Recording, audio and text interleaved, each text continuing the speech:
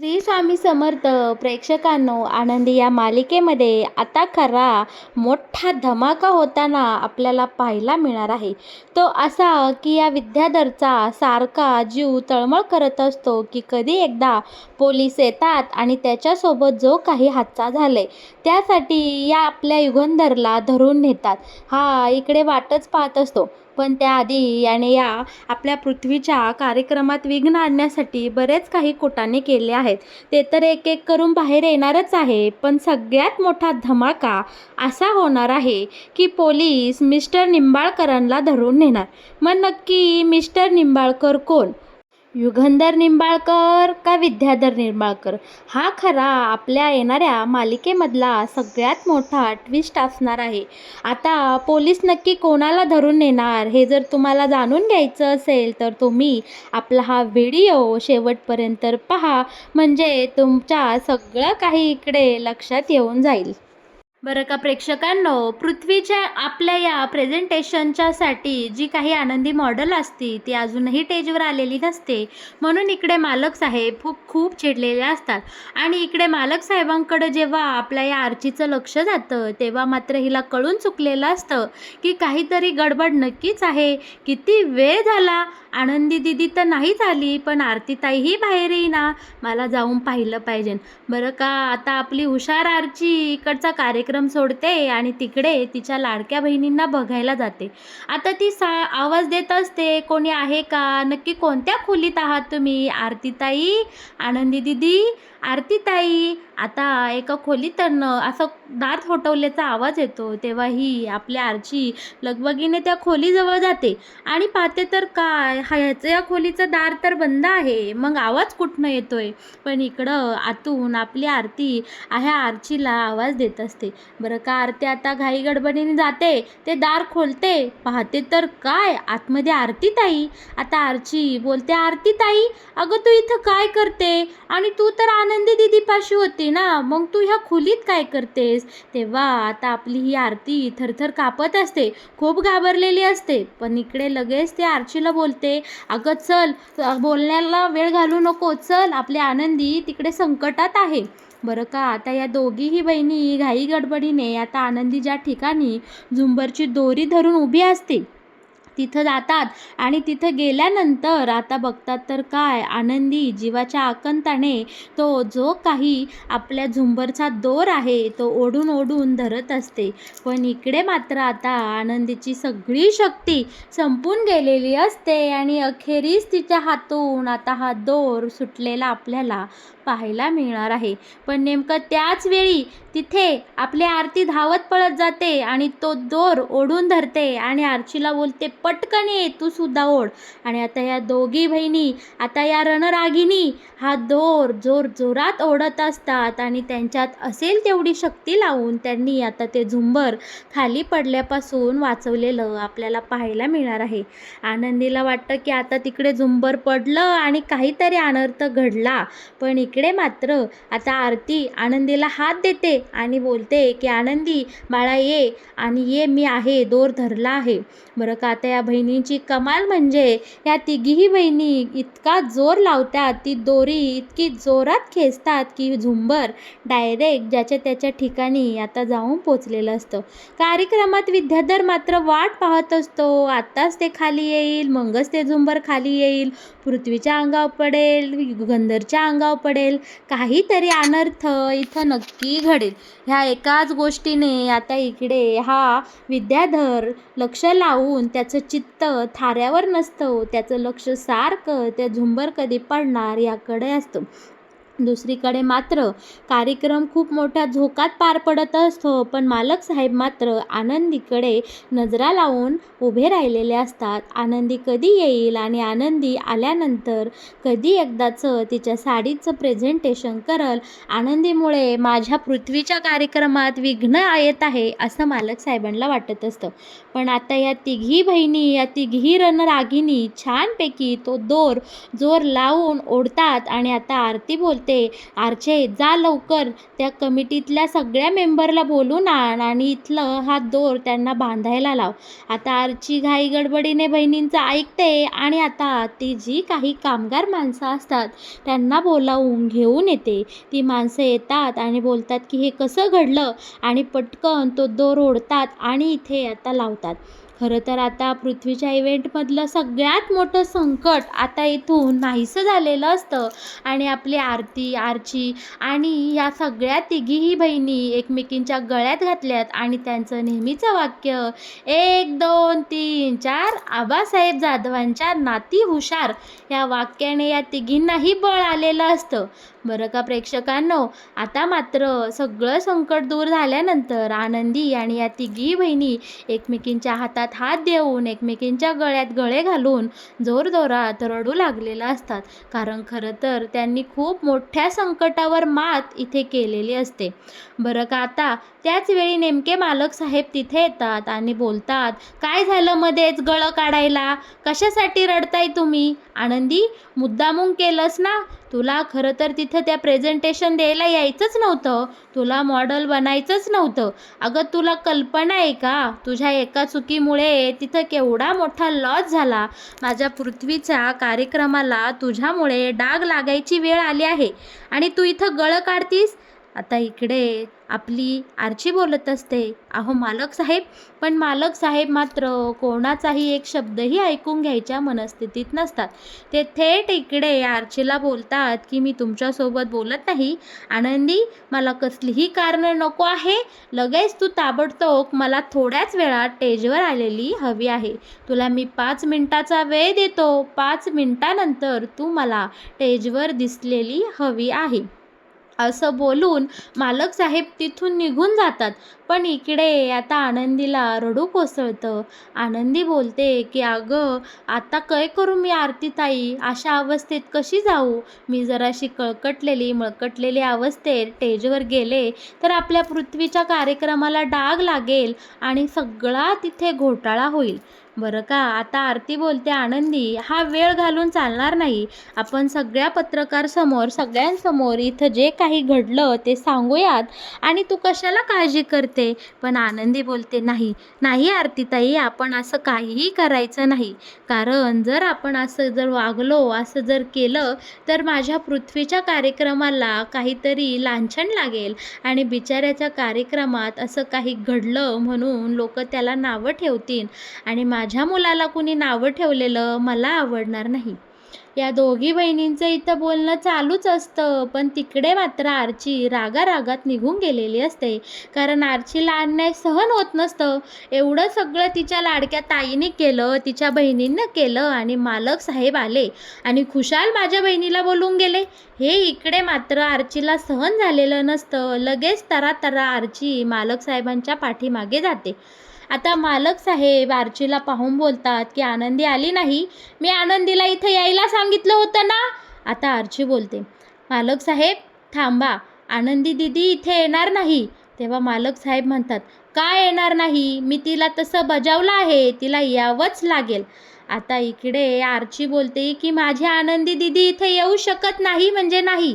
तेव्हा पृथ्वी बोलतो, "एक मिनिट, नक्की काय घडलंय? आनंदी काय इथे येऊ शकत नाही? काय झालंय?" तेव्हा मात्र आपल्या आरची तिथं घडलेला सगळा प्रकार एक एक करून सांगू लागलेली असते आणि दुसरीकडे मात्र या विद्याधरची चांगलीच पुरती वाट लागलेली असते.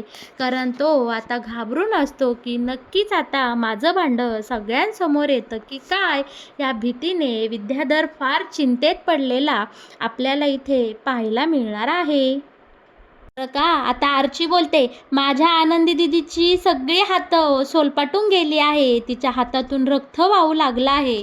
म्हणून ती या ठिकाणी येऊ शकत नाही." बरं का, आता आपल्या आरची बोलू लागते, "मालक साहेब, तुम्ही जेव्हा इकडे तिकडे बघत होता, आनंदीताईला शोधत होता, तेव्हा मला कळून चुकलं होतं की नक्कीच माझ्या बहिणींवर काहीतरी संकट आलं असेल. तेव्हा मी बघण्यासाठी तिकडे गेले तर माझी आनंदीताई त्या झुंबरचा दोर धरून जीवाच्या आकांताने तिथं उभी होती. कारण आनंदी दिदी जेव्हा इकडे बॅकस्टेजला यायला लागली होती तेव्हा तिला तिथे कोणीतरी कसली तरी दोरी कापतंय असा आवाज येत होता. तेव्हा तिने आरतीताईला सांगितलं. त्या दोघी तिथं काय घडतंय बघाय गेल्या तेव्हा त्यांनी पाहिलं की कोणीतरी झुंबरची दोरी कापून ठेवली होती. अगदी शेवटचा धागा राहिला होता. कसाबसा आरतीताईने तो दोर धरला आणि त्यानंतर आनंदीताईही तिला मदती करू लागली. दोघी बहिणींनी तो दोर हाताने ओढून धरला. आनंदी दिदींनी आरतीताईला सांगितलं, जा लवकर त्या कामगारांना बोलावून आण म्हणजे हे सगळं नीट होईल. आणि जेव्हा माझी आरतीताई तिथून बाहेर निघली तेव्हा तिला कोणीतरी एका खोलीमध्ये बंद करून ठेवलं. दुसरीकडे माझी आनंदी दिदी तो दोर धरत होती तर तिच्या सगळीकडे अंगावर हातापायावर सगळीकडं तेल सांडून ठेवलं होतं. सगळा तेलाचा वास तिथे येत होता आणि ती तिच्या जीवाच्या आकांताने कितीतरी वेळ झालंय की तो झुंबर खाली पडण्यापासून वाचवतेत आणि तिच्या हाताची आखी सोलपाटा निघाली. तिच्या हातून सगळं रक्त बदाबदा गळू लागलंय.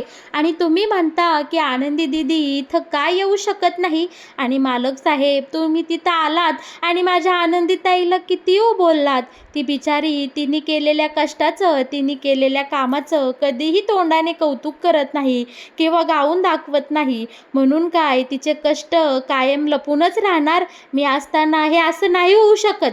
माझ्या आनंदीताईने तुमच्या घरावर तुमच्या सगळ्यांच्या जीवावर कसलंही संकट येऊ नये म्हणून तिने स्वतःचा जीव धोक्यात घातला आणि कितीतरी वेळ झालंय ती तो झुंबर धरून तिथं उभी आहे. आता मात्र सगळी स्टोरी पत्रकारसारांसमोर इकडे उघड झालेली असते. आपल्या पृथ्वीला खूप वाईट वाटलेलं असतं. पृथ्वी बोलतो, आनंदी कुठं आहे? अगं आनंदी तू आमच्यासाठी इतकं सारं करतेस.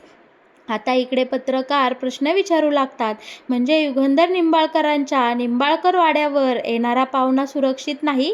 इथे येणाऱ्या पाहुण्यांच्या जीवाला कधीही धोकाच आहे बरं का. आता यावर आपला पृथ्वी एक भन्नाट उत्तर देतो. बोलतो की अहो तुम्ही इकडे हा प्रकार कसा घडला याबद्दल बोलण्यापेक्षा हा प्रकार घडू नये म्हणून आनंदीने नक्की काय केलं ह्याविषयी बोला, ह्याविषयी चर्चा करा. अहो आमच्या घरामध्ये येणाऱ्या पाहुण्यांच्या केसालाही कधी धक्का लागणार नाही. कारण आनंदी नावाची ढाल इथे नेहमीच रक्षणासाठी उभी आहे. आमची आनंदी घरात येणाऱ्या कुठल्याही पाहुण्याला किंवा घरातल्या कुठल्याही माणसाला कधीही इजा पोचवणार नाही म्हणजे नाही. पृथ्वीने इथे आनंदीचं भरभरून कौतुक केलेलं असतं.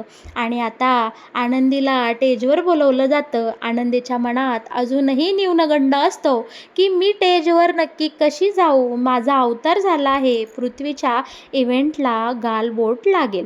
पण आता मालक साहेब आणि पृथ्वी आनंदीला आदराने टेजवर घेऊन येतात. पत्रकारांना तिची ओळख करून देतात. बरं का, एवढंच करून पृथ्वी राहत नाही.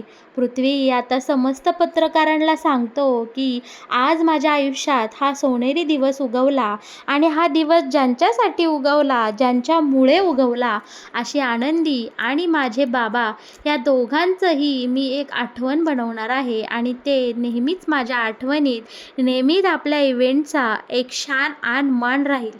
आता इकडे आपला पृथ्वी एक रिकामी शाल घेतो आणि त्या शालीवर आपल्या आनंदीच्या हाताचे सुंदर ठसे उमटवतो. आनंदी ही हशी खुशी त्या शालीवर तिच्या हाताचे ठसे उमटवते आणि आपला पृथ्वी ती शाल आपल्या वडिलांचा सन्मान करण्यासाठी त्यांच्या गळ्यात घालतात. हे सगळं पाहून मात्र सगळेजण थक्क झालेलं असतात. आनंदीला तिच्या कष्टाचं फळ मिळालेलं असतं. तर दुसरीकडे शिल्पाताईला या सगळ्या प्रकरणाचा खूप राग आलेला असतो आणि तो तिच्या चेहऱ्यावर मात्र ढळढळीत इथे दिसत असतो. बरं का, आता मालक साहेबांच्या नजरेत पृथ्वीविषयीची अमाप माया आणि त्यांचं काळीज इकडे भरून आलेलं असतं. ते पृथ्वीकडे खूप अभिमानाने बघत असतात आणि आपल्या या दोन्ही बाप लेकामधला दुरावा मिटला म्हणून आनंदीच्या डोळ्यातही आता आनंद अश्रू वाहू लागलेले असतात. इतकं सुंदर कुटुंबाचं चित्र आता इथे उभं राहिलेलं असतं आणि आता या चित्राला, या रेखाटनाला या विद्याधर नावाच्या राक्षसाची कशा प्रकारे नजर लागणार ते आपण आता बघणारच आहोत. इतका सुंदर सोहळा आता इथे पार पडलेला असतो. पत्रकारांनीही सगळ्यांचं इथे कौतुक केलेलं असतं. पृथ्वीच्या साडी लॉन्चिंगचा सगळा इव्हेंट सुंदर पद्धतीने पार पडलेला असतो. पण कार्यक्रमात काहीतरी तडका हवा आणि हा विद्याधर ज्या गोष्टीची आतुरतेने वाट पाहत असतो ती गोष्ट आता फायनली घडताना आपल्याला पाहायला मिळणार आहे. नेमकी पोलीस तिथे आलेले असतात आणि पोलीस डायरेक्ट बेड्या घेऊनच आलेले असतात. तेव्हा आता इकडे युगंधर बोलतो, निंबाळकरांच्या एवढ्या चांगल्या कार्यक्रमात तुम्ही येण्याची हिंमत कशी चालली? तुम्हाला कल्पना आहे ना, इथे माझ्या मुलाच्या इव्हेंटचा खूप मोठा प्रोजेक्ट सुरू आहे आणि तुम्ही इथे का आलात? तेव्हा आता इकडे पोलीस बोलतात की आम्ही विद्याधर निंबाळकरांच्या गाडीवर कोणी स्फोट केला, कोणी हल्ला केला त्या गुन्हेगाराला अटक करायला आलो आहे. आता लुबऱ्यागत लगेच हा विद्याधर पुढे करतो आणि बोलतो की हा पोलिसांनो, आला का तुम्ही? या आता पकडा बरं कोण खरा गुन्हेगार आहे. आत्ताच्या आत्ता त्याला बेड्या ठोका आणि या पत्रकारांसमोर त्याला घेऊन जा. पोलिसांनो, तुम्ही अगदी वेळेवर आला आहात. माझ्या आरोप्याला शिक्षा झालीच पाहिजे. माझ्यावर हल्ला करणारा गुन्हेगार आता गजाआड गेलाच पाहिजे. असं इकडे आता हा विद्याधर खूप कांगावा करत असतो आणि त्याला इतका आनंद झालेला असतो की काय सांगू. त्याला वाटत असतं की आता बाकी युगंधर जेलमध्ये जाणार आणि मीडियासमोर त्याची खूप नाचक्की होणार म्हणजे होणार. पण प्रेक्षकांनो, इथे घडतं सगळं वेगळंच. पोलीस येतात. पोलीस बोलतात की मी मिस्टर निंबाळकरांना इथे अटक करायला आलो आहे. आणि हो विद्याधर साहेब, तुम्ही बोलताना तुमच्या गुन्हेगाराला आत्ताच्या आत्ता गजाआड टाका. लगेच मी त्यांना आता इथून घेऊन जाणार आहोत. आणि बरं का मिस्टर निंबाळकर, आत्ताच्या आत्ता तुम्हाला मी जेलमध्ये टाकणार आहे. पोलिसांनी बेड्या मालक साहेबांच्या आणि या विद्याधरच्या दोघांच्याही समोर अशा मधोमध धरलेल्या असतात आणि त्या बेड्या खाली घेत इन्स्पेक्टर साहेब अशी फिरून या विद्याधरच्या सनसनीत कानाखाली लगावून देतात की सगळे मीडियावाले, गाववाले, तिथं उपस्थित असलेला प्रत्येक माणूस अगदी इथे अचंबित झालेला आपल्याला पाहायला मिळणार आहे. आता पोलीस बोलू लागतात की तुमच्या गाडीला आग लावली असं तुमचं म्हणणे आहे. तुमच्या गाडीवर स्फोट केला असं तुमचं ठामपणे म्हणणे आहे ना? अहो विद्याधर साहेब, पण तुमच्या गाडीमध्ये नक्की कसला माल होता? तुमच्या गाडीमध्ये अंमली पदार्थाचं वाहन कोण करत होतं? अंमली पदार्थाचे पूर्णपणे गाडी गच्च भरलेली होती आणि त्यामुळेच तुमच्या गाडीला आग लागली आणि त्याने एवढा मोठा स्फोट झाला. हे आम्हाला कोण सांगणार?